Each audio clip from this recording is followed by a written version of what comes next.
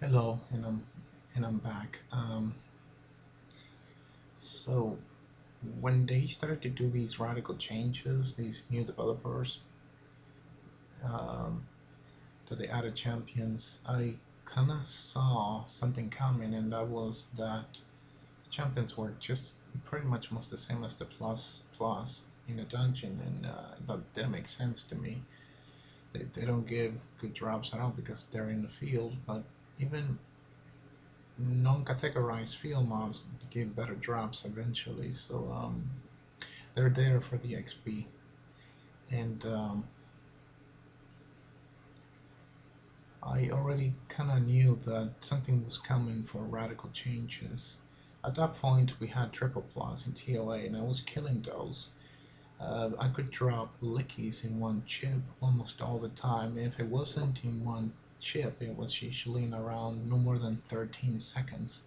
And that was very fast for three characters, and one of them being a priest, just having with a blue pixie, nothing really special there. Um, so my two pet classes had all the DD power to do something like that, and I don't even use 2010 gear. I use an average of 1010. I believe that is the best balance that you could have between power and what you're really willing to pay for it. Because as soon as you go higher than that, you pay a lot of money. And as the size of a party increases, there's no need to be owning that kind of gear unless you're trying to kill um, an epic boss much faster. That's the only point I see just to gloat about something like that. So 1010 is pretty good, and if I added a jewel, even better. Um, the mob difficulty came in, and killing I was in Sanctuary because they changed TOA. Um, I was about, I think my characters, the Soul Breeder was about 130, and the Priest was like 127, and the other Battle Summoner was 125. And my kill speed obviously was very high. And, not high, it was taking me a long time to kill something. Like it was definitely three chips, but it could have been something like 23 seconds. And I just eventually got bored of that. I just The biggest problem with that change, at least for me, was that Sanctuary, since it's very well known to get jumped out of nowhere, especially since the mobs go up into the path, you don't know really what to tab into sometimes, and what to pull, and sometimes they just aggro, and they're not linked, which made it really hard. Sometimes they only alert each other, but good luck. Whatever got their attention, that's what pretty much what they're gonna attack. And if I were to heal that character or whatever, then the healer would get all that aggro. So it was really frustrating to deal with that. So I had a job opportunity come up almost at the same time, and I just decided to take a break from it all. And it took a year break from the game. Um, I recently came back in early December of last year. Um, so when I came back, I had the thought, I can trio very easily already. I got comfortable with it, and why not just make a fourth character? This way, I have for pets at least. I have every buff available except Spirit Aura, and because I already slashed the magic pets out of my build completely. Um, Especially since they keep giving them, it makes no sense. Physical is really strong now. It was pretty good back then. Now it's completely overpowered. Of course, melee if you snare it is useless, but this is PvE. Okay, this isn't PvP. I still have to find a way to build PvP pets because as a pet class, range is pretty much the win. Melee just really, the only thing I'm gonna attack, for example, if I use about a summoner in PvP, all I'm gonna use is two skills that deal okay damage, and that's it. So it's a joke. It's better to spam fire arrow. But if I use the soul breeder, I use energy beat with magic pets like red pixies or stuff like that. So I have to figure out a way to level magic pads for PvPs eventually. But back to topic. So I rolled a fourth main, another battle summoner, so I could have Blood Aura, and it it happened. I noticed that in the last, since I came back December, there's been a lot of XP events, so I got this thing leveled really fast, and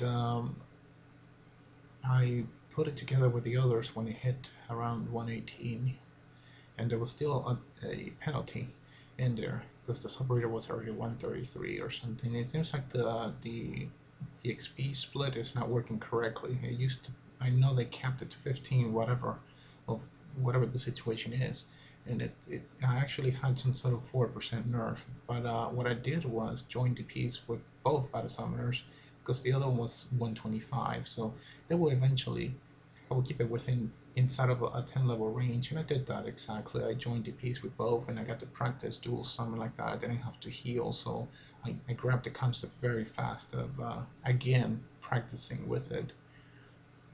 So I did that in both battle summoners hit 125 plus, and then I tried a quad. And in the beginning it was tough because I have to tank, I have to chip, I have to pull, I have to heal, and I have to dual summon with three of them.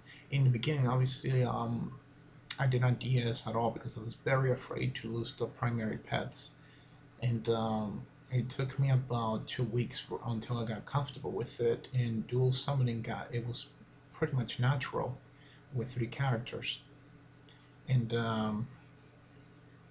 it all has been working very well. I kill mobs in the dungeon insanely fast.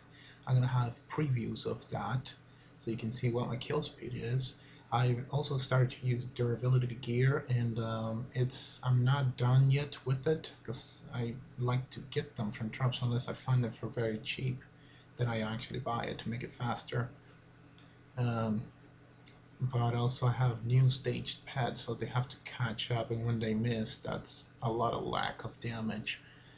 So things are going well. I'm pretty sure by the time I hit 140 with all these characters, all the pets will be same level as well, and I have the real stone builds and the Dura gear that I really want on them because most of them have accuracy stuff just to catch up to them. Um,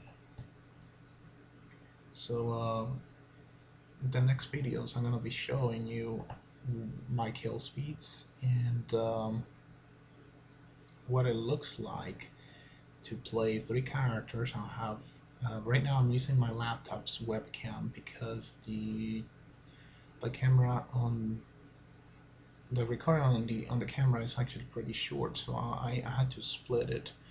Um, so I'll be showing you what it looks like to play all of them. I'll have fraps also recorded at the same time, so I'm going to compose one video where you have all the screens in there except the priest, which is in a virtual. I can't really frap that.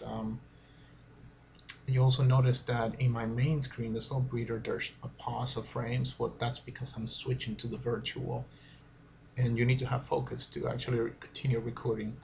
So well, I hope all of you enjoy watching this, and hopefully no more false accusations. I mean, I don't mind it. I take it as a joke a lot of times, but it does get overwhelming at one point, and it becomes really rude that I have to listen to this all the time, and I sometimes just feel like turning off general chat and not answering anybody at that point, but I'm much nicer than that. So